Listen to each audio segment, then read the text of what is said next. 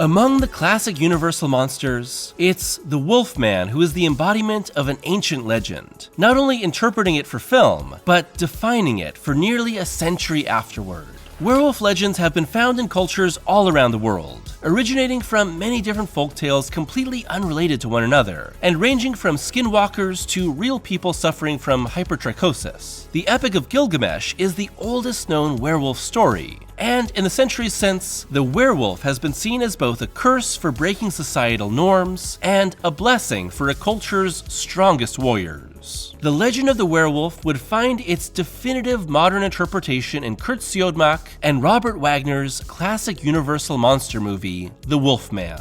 A tragedy that would stand alongside Dracula, Frankenstein, the Mummy, the Invisible Man, and the creature from the Black Lagoon as an icon of horror. Here we'll explore the entire history of Universal's Wolfman, from its origins in real-world persecution to how Larry Talbot became the lightning rod of the first ever cinematic universe, to its stop-and-start modern interpretations. Join me as we explore one of horror's greatest tragedies, under the light of a full moon.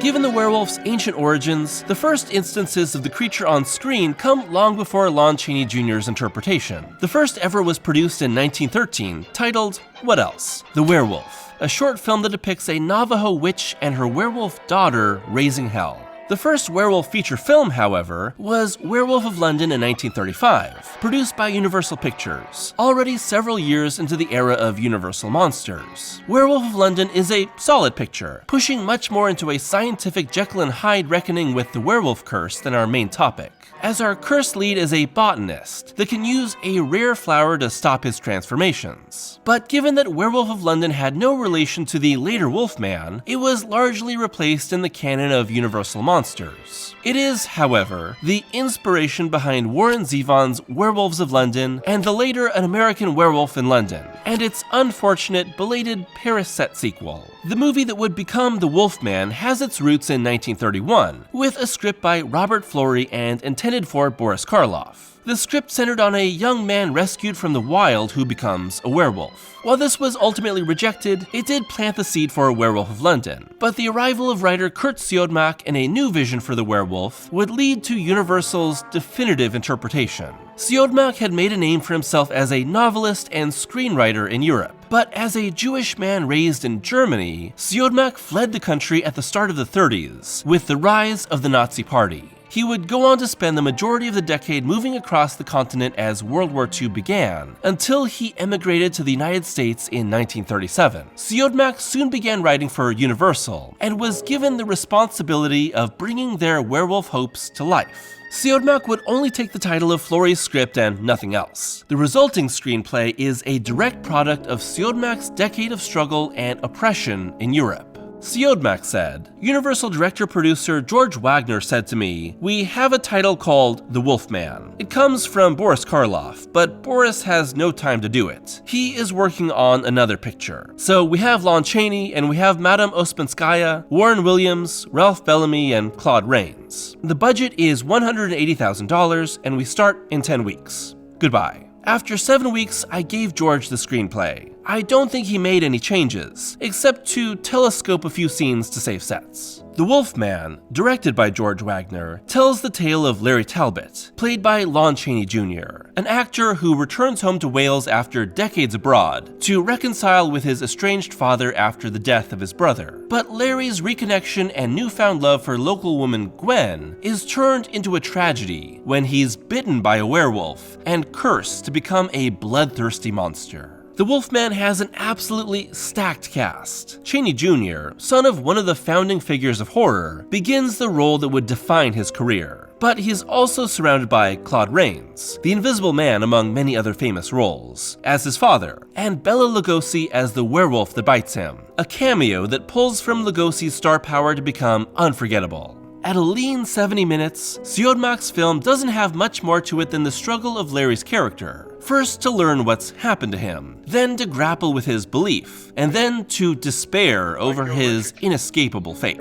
But it's a film filled with contrasts. Larry, despite being Welsh-born, is an American through and through, with Chaney Jr. contrasting hard against Rains. The setting itself is much more modern than most Universal monster movies, with automobiles right alongside horse-drawn carriages for a friction between modernity and the old ways. And the collision between reason and belief make Larry's cursed condition doubted by those he's closest to. And this is embodied in the Romani who live on the edge of society, fully aware of the werewolf curse and understanding Talbot's tragedy, but unable to really change anything about it beyond helping him understand his fate. Larry's transformation happens alongside his blossoming relationship with Gwen, and his almost uncomfortably relentless pursuit of her is not far off from the purely animalistic hunt of the werewolf. And yet, Larry truly is blameless for what the Wolfman is. Talbot isn't evil. He isn't giving in to dark urges. He only was bitten because he saved Gwen and killed Bella to protect himself. The Wolfman and Talbot are essentially two different beings. And Siodmak's poem illustrates the inescapable horror of the werewolf.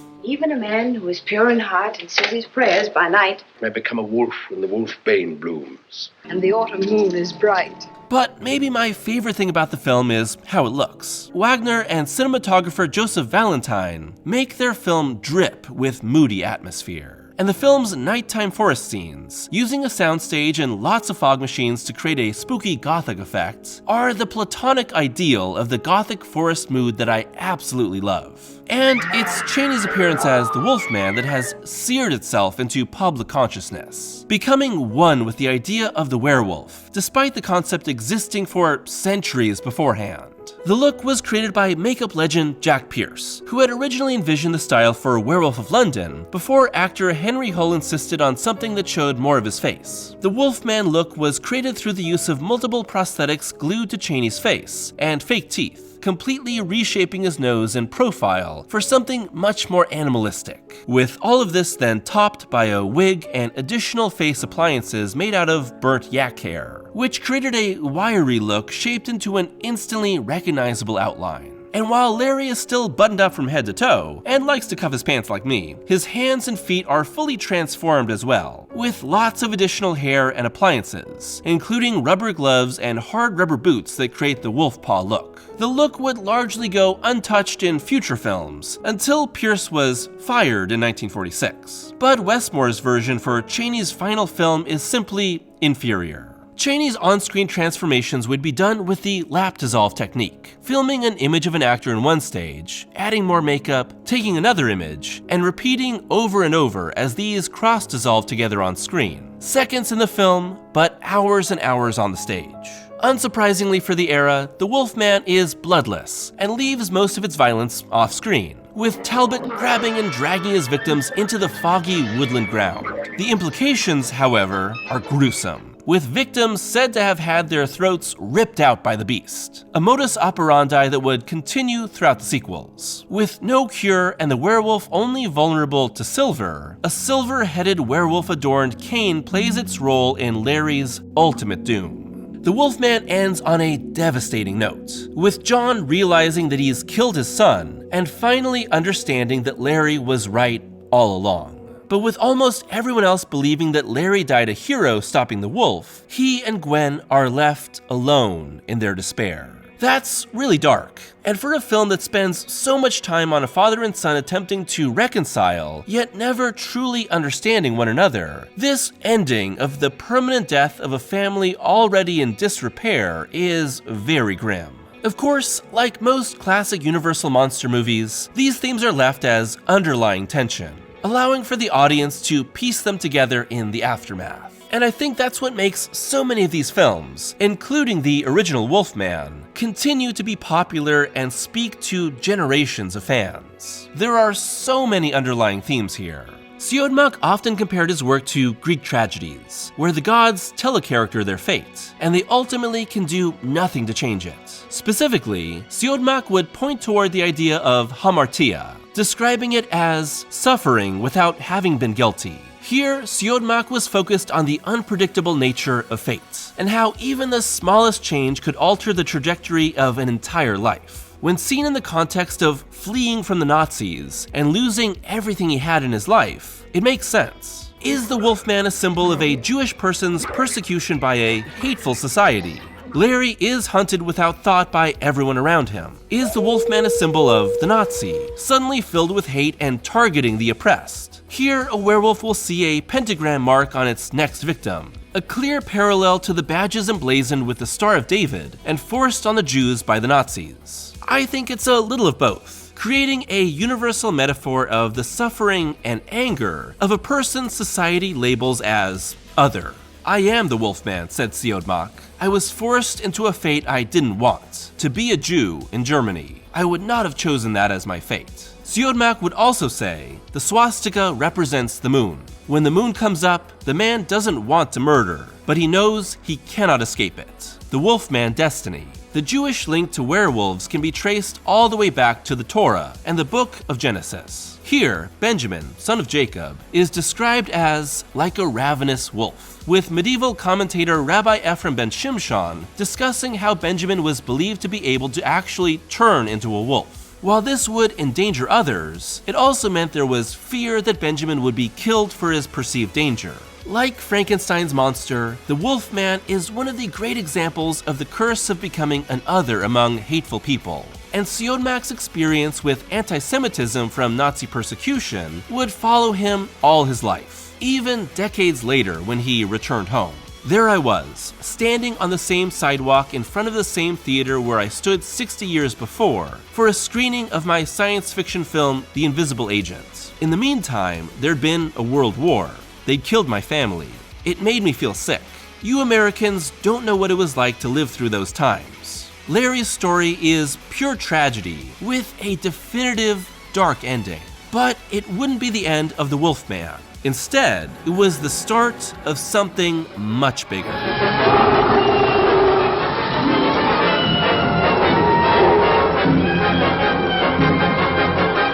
The start of the Wolfman also coincides with the start of the US's involvement in World War II. And with the nation's entire finances shifting to support the international war effort, movie studios turned toward cheaper productions and larger amounts of movies to sustain themselves. And this is the environment that created the massive expansion of the Universal monsters. There were 14 Universal monster movies made in the 1930s, establishing their classic gothic frights with often lavish productions for the time. But the 1940s saw 22 movies produced under Universal's new management, including a lot of sequels, with The Invisible Man and The Mummy both getting quite a few new additions. The continuing saga of the Wolfman reportedly began with Siodmak half-jokingly telling George Wagner that he needed a new car, and knew just what he could write to pay for it. Frankenstein meets the Wolfman. Well, Curt got to pay for that car because the idea was quickly approved. And here comes Frankenstein meets the Wolfman. Given that Talbot was absolutely dead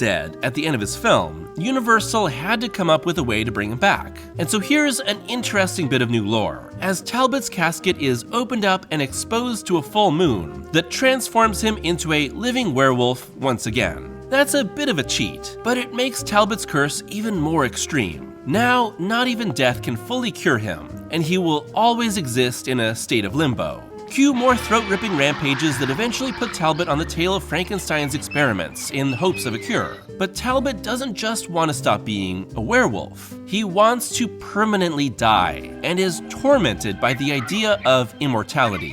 The film also has to contend with the spot that Frankenstein and his monster are in at this moment, coming after the ghost of Frankenstein, with a new brain transplanted into the monster who has been rendered blind. We don't really say that the monster, played by Bela Lugosi for the one and only time, is blind. And he doesn't exactly act blind, but he's also not blind, you know what I'm saying? That's mostly because all of Lugosi's speaking lines were cut after executives thought they were a disaster. And it's also unclear how long it's been since his last appearance, as the Frankenstein films start in the 1800s, but leap across decades in later films. So while these later Universal films help to create a larger cinematic universe, they play fast and loose with canon and the state of characters. And while he's second billed, Frankenstein Meets the Wolfman is absolutely a Wolfman story first, and a Frankenstein movie second, as this is ultimately a story about Larry desperately seeking a cure to his lycanthropy. Whereas the original film centered on our tragic figure not fully understanding what's happened to him until it's too late, Talbot knows all too well that he is a werewolf now. That's the focus of the first half of the story, before Larry finds out about Frankenstein's experiments and how there may be something in his journals that could end his condition. Of course, this also unearths the monster along the way, as corrupted ally Dr. Mannering and love interest Elsa Frankenstein join the party. The sequel also adds another layer of tragedy to the original film, revealing that Talbot's father died from grief shortly after he killed Larry. The titular encounter doesn't really happen until the very end, with the monster fully restored by our suddenly power-mad doctor giving him full life instead of draining him, and Larry transforming under the full moon. But their climactic fight is rudely interrupted by a villager who destroys the dam above Frankenstein's castle and washes it away alongside the monsters. The meeting of the monster and the Wolfman was the first in a line of what would be known as Universal's Monster Rally movies, and was enough of a success to convince Universal to explore the possibilities of bringing more of their characters together.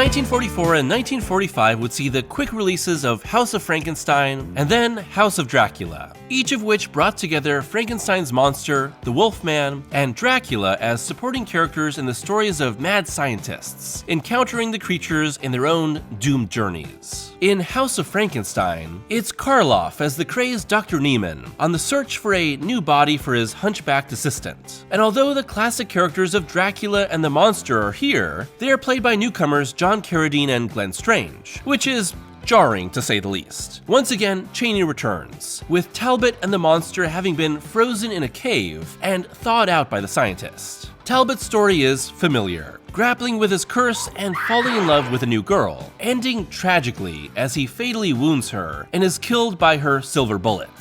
In House of Dracula, we have another mad doctor who teams with the Count to find a cure for his vampirism. Talbot is just alive and back, coming to the castle for his own cure. Oh, and here's the monster too, comatose after drowning in quicksand with the last film's crazed scientist. In a rare change of pace, Talbot actually becomes the hero and gets a happy ending, not just being cured of his lycanthropy, which our doctor here believes is caused by pressure on the brain, but killing the doctor when he fully transforms into a monster. Depending on your view of Universal Monsters canon, or maybe you just don't really care about that, which is totally fine, this can easily be seen as the end of Talbot's story, letting him have some closure without a tragic death. And overall, I think House of Frankenstein and Dracula are really the end of the classic Universal Monsters line, mashing these figures together when no more interesting story ideas were left. However, there would be one more go-round for the Wolfman.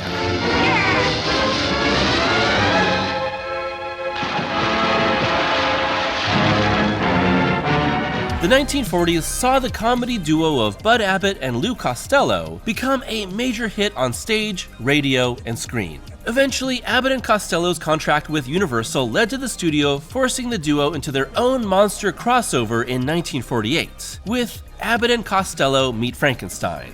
It's a simple but silly story, with the duo working as baggage clerks handling a shipment to a local house of horrors that so happens to contain the bodies of Dracula and Frankenstein. As the monster mashes went on, each film paid less and less attention to continuity and the status quo created by the previous film. So it should come as no surprise that all our monsters are back, and Talbot is once again a werewolf. I guess that brain surgery just didn't take.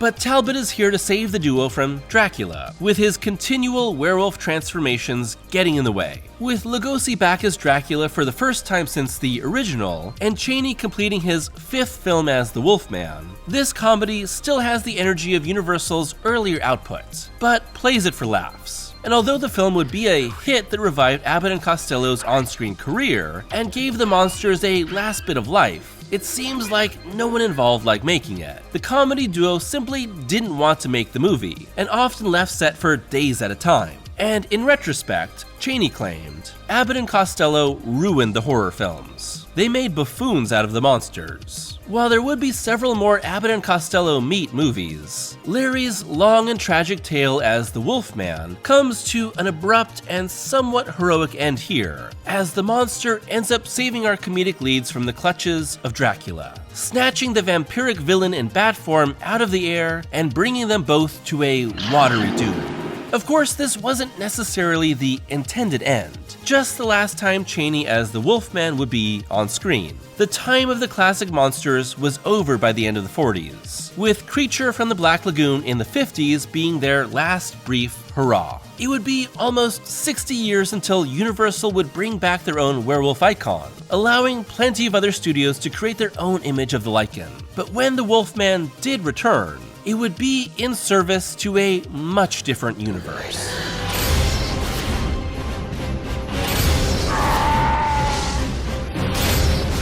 Yes, we're talking about Stephen Sommers' 2004 blockbuster misfire, Van Helsing. Made just a few years after Sommers' The Mummy, a freaking masterpiece, and The Mummy Returns. It's kind of fun, sue me. Van Helsing was the product of Universal being all in on Sommers as the vision behind their modern monster updates. And instead of tackling one property, Van Helsing is a big-budget monster mash. The plot is, well, way more convoluted than it has any right to be, but it's mostly about monster hunter Gabriel Van Helsing, Hugh Jackman in full Wolverine movie star mode, fighting against Count Dracula, with lots of other monsters thrown in. But this is a Wolfman retrospective, so let's keep the discussion to our lycanthrope, and not the whole Van Helsing is actually an angel with amnesia thing. Sorry, we'll just not talk about it. And while this is a Universal picture, Larry Talbot is not to be found here. Instead, we're much more focused on the overall werewolf curse, which passes from an opening creature to the brother of our co-lead, and eventually to Van Helsing himself. The movie adds in some extra werewolf lore by stating that the condition can be cured, and that only a werewolf can truly kill Dracula. That's convenient. Of course, this leads to a big wolf versus big bat fight at the end. Generally, the Wolfman is more of a MacGuffin here, but it's fun to see him mixing it up alongside the other monsters with a truly massive budget. My two criticisms are, 1, those ears are way too pointy and big, looks like Kelly Jones drew them, and 2, that the Wolfman is an entirely CGI creature. Everyone else gets to be at least partially practical, but given that this Wolfman is massive, covered in fur, and much more wolf than man, there's no way he could be practical. It's definitely a product of its time, with big budget movies in the early 2000s deciding that CGI could make anything possible, when it definitely could not. And it also robs us of one of my favorite elements of werewolves on screen: complete practical transformation sequences. Here, it's a lot of CGI morphing, and Jackman's final transformation is hysterically bad. Still, I think that Van Helsing is fun, in that somehow totally self-serious yet campy way that many early 2000s films were. Any hopes for further Van Helsing adventures, however, were shot through the heart by the film's underwhelming box office. But now, freed from being a cog in a larger franchise, the Wolfman would have his chance at another solo hunt.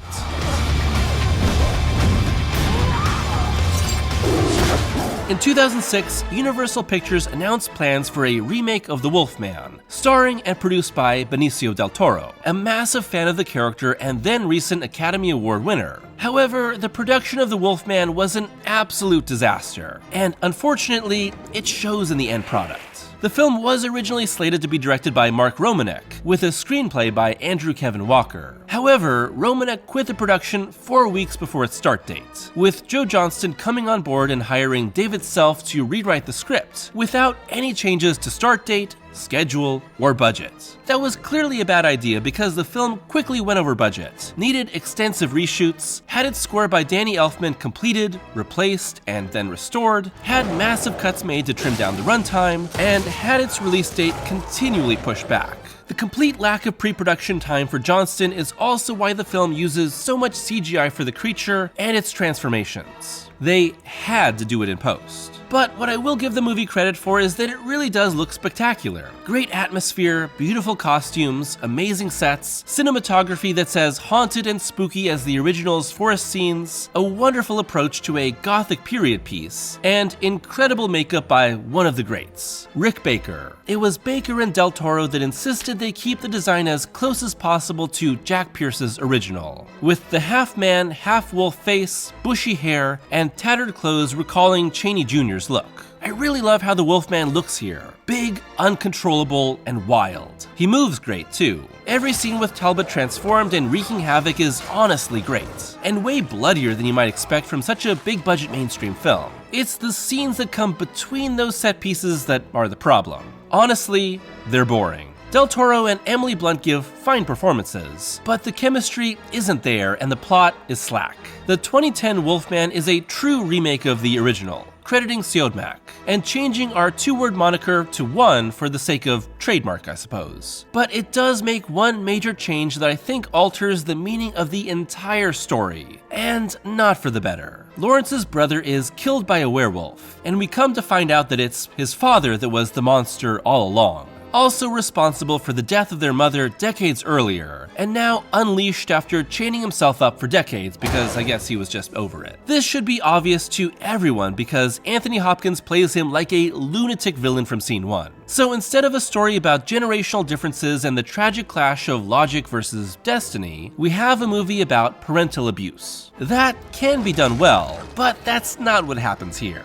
The obviousness of the reveal, Hopkins being a scenery-chewing train wreck, and very shallow applications of these themes weaken the movie. Johnson's film does, however, feature something no other Wolfman film has, and something that was teased by but never fully shown in Werewolf of London, an actual, by God, werewolf versus werewolf fight. With Del Toro and Hopkins in full werewolf makeup, and often replaced by CGI, this Wolfman gives audiences a much more modern action climax that I think, while solid, is indicative of the film's larger problems. It's either all bombast or completely lifeless, which ends up sucking out all the pathos and terror that makes the legend of the Wolfman so resonant in the first place. Like the original, the 2010 Wolfman ends in tragedy for Larry Talbot, but so would the film's time at the box office, making $142.6 million against its $150 million budget. To this day, it's the last we've seen of Talbot, but the Wolfman has had many other incarnations outside these main universal stories. The werewolf is a mini subgenre all its own, not nearly as popular as vampires, zombies, or slashers, but still a vibrant little group with its own tropes and ideas. But given that the Wolfman specifically, with its copyrighted look and Talbot as the central figure, is universal property, there are few films that actually classify as part of the universal Wolfman TM canon, but many that homage its iconography. The only other official universal Wolfman film is Alvin and the Chipmunks Meet the Wolfman, from 2000, complete with Lawrence Talbot himself as the monster. But beyond that, the closest is The Monster Squad from 1987,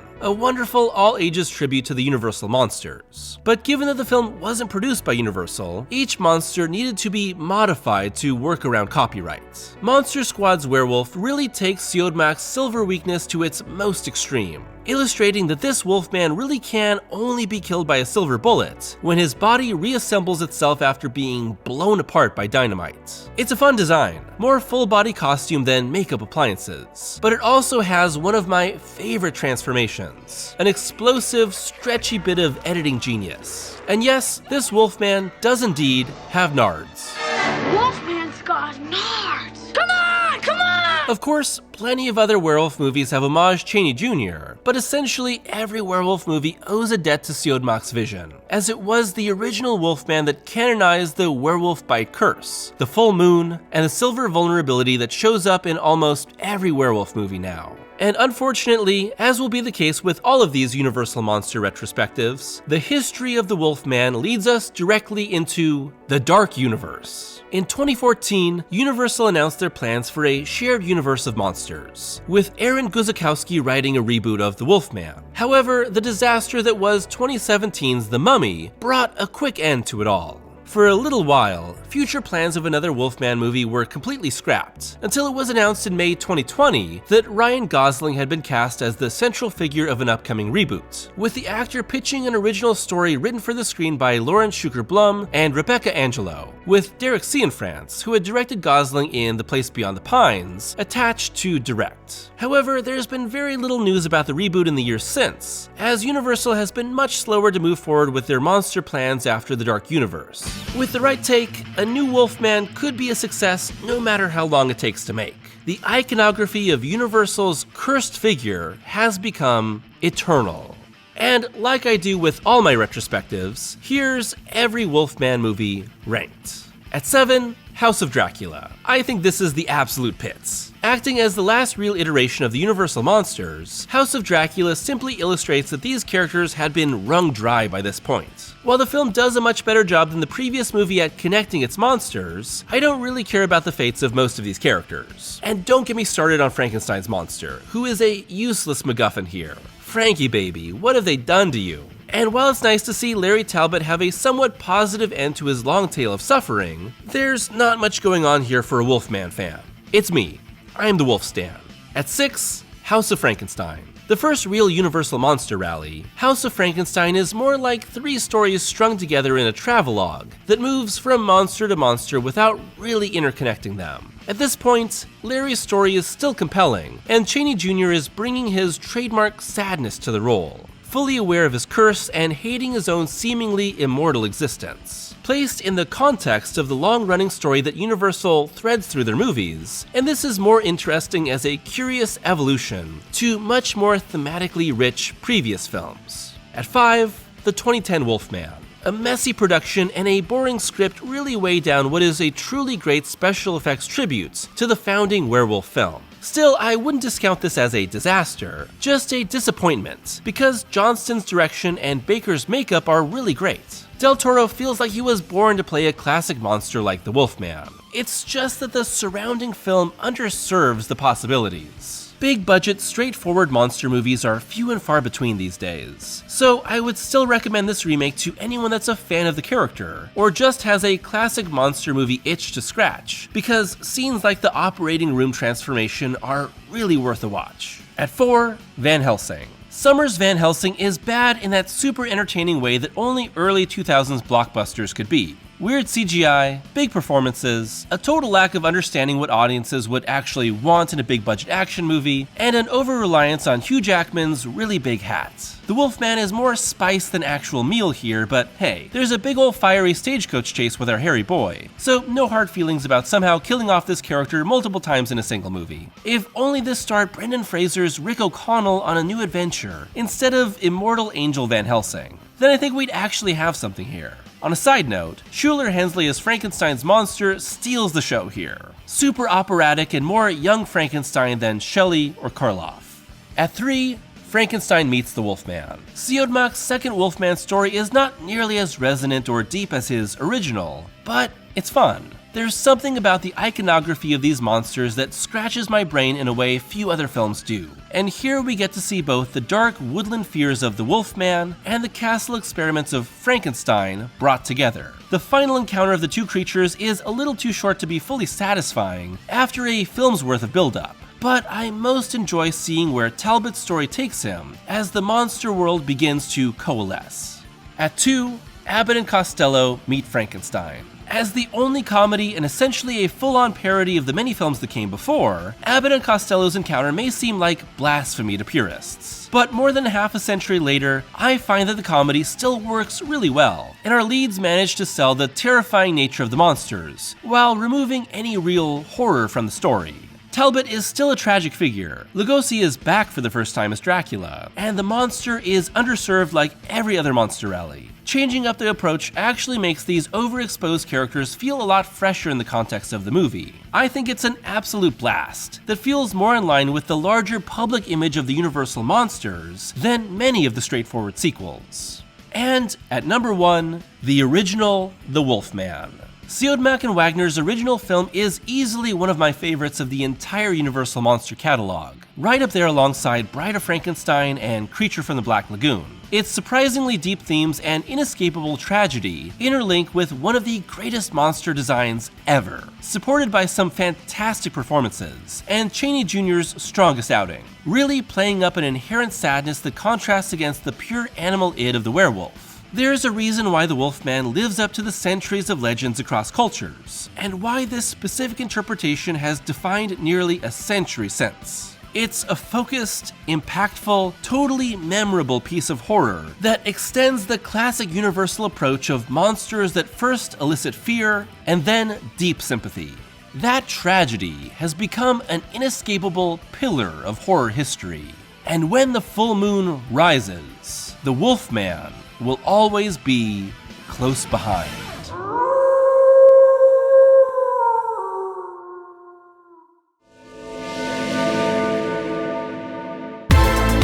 Thanks for watching today's video, the final Halloween video of 2023. And if you're watching it on the day it releases, happy Halloween to you.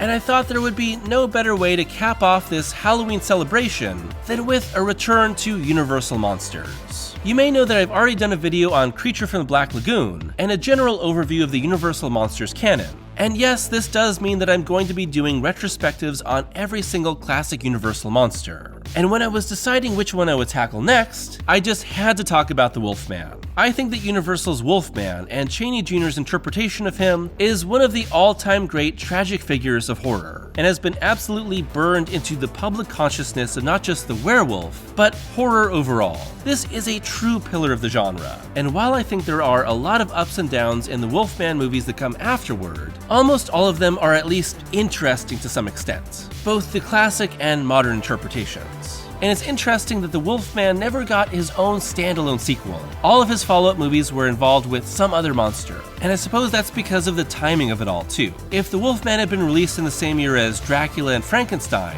he probably would have been given time for another solo sequel. Instead, Universal and film studios as a whole needed to do something to bring audiences back.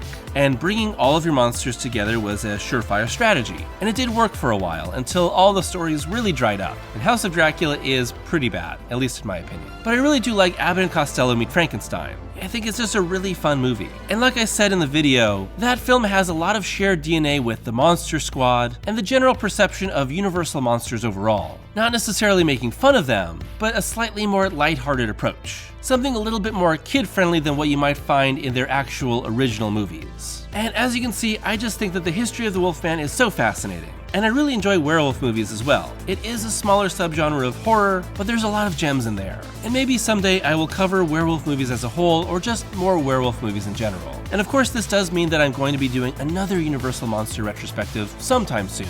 And I'd love to hear your thoughts on what you'd like that one to be. We still have The Mummy, The Invisible Man, Frankenstein's Monster, and Dracula to cover. And then maybe eventually I will move on to Hammer Horror after that, which did have one and only one werewolf movie, The Curse of the Werewolf. I'd like to hear your thoughts on the Wolfman overall, where you would rank the Wolfman in comparison to the rest of the Universal monsters, and what you would like to see done with the Wolfman in the future, as it's likely that we will get a reboot sometime in the next few years.